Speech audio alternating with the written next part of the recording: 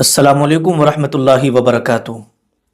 آئیے گا آج میں آپ کی خدمت میں ایسی 15 عورتوں کے بارے میں بتانے کے لیے جا رہا ہوں کہ جن عورتوں کو اللہ تبارک و تعالی بہت زیادہ پسند فرماتا ہے۔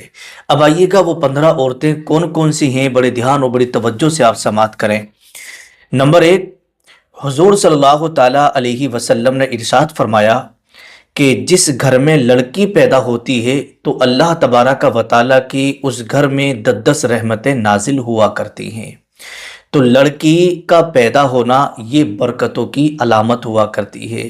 نمبر 2، اللہ پاک ان عورتوں کی دعا قبول نہیں فرماتا، ان عورتوں کی دعا قبول نہیں کرتا جب تک کہ وہ پردہ نہ کر لیں۔ جو عورتیں بے پردہ گھومتی ہیں، بے پردہ رہتی ہیں، تو ایسے عورتوں کی دعا بھی اللہ پاک قبول نہیں فرماتا ہے۔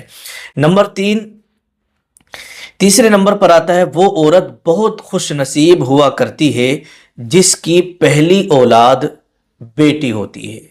پہلی اولاد بیٹی ہوتی ہے، مطلب یہ ہے جیسے مان لیجیے گا شادی ہوئی اور شادی کے بعد میں اگر سب سے پہلی بار جو پیدائش ہوتی ہے اگر لڑکی پیدا ہوتی ہے تو وہ عورت بڑی خوش نصیب ہوتی ہے۔ لیکن آج کے معاشرے میں یہ دیکھا یہ جاتا ہے کہ شادی کے بعد اگر لڑکی کی پیدائش ہو جائے تو یوں سمجھیے گا کہ بہت سارے گھروں کے اندر تو غم کا ماحول پیدا ہو جاتا ہے اور اس عورت کو اچھا نہیں سمجھتے ہیں۔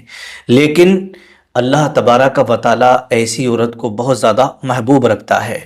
نمبر 4، جو عورت گھر سے باہر نکلے اور وہ پردہ کر کے نکلے اور شوہر سے اجازت لے کر نکلے تو ایسی عورت بھی اللہ کو بہت زیادہ پسند ہوتی ہے۔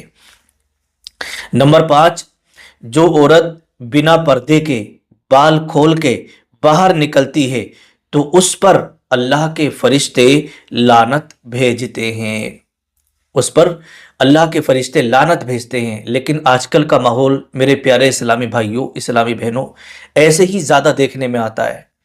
بہت ساری ہماری اسلامی بہنیں اور ایسی ہوتی ہیں کہ جو پردے کے ساتھ نکلتی ہیں، شوہر سے اجازت لے کر نکلتی ہیں اور بلا ضرورت گھر سے باہر نہیں جاتی ہیں۔ لیکن کچھ ایسی عورتیں ہوتی ہیں جنہیں پردے کا کوئی پتہ ہی نہیں ہوتا ہے، انہیں آنا جانا، مارکیٹ میں گھومنا، یہ سب ایسا لگتا ہے کہ ہمارے لیے تو نارمل ہے۔ لیکن اللہ تبارک و تعالیٰ کے فرشتے ایسی عورت پر لعنت بھیجتے ہیں جو بنا پردے کے گھر سے باہر گھومتی ہے۔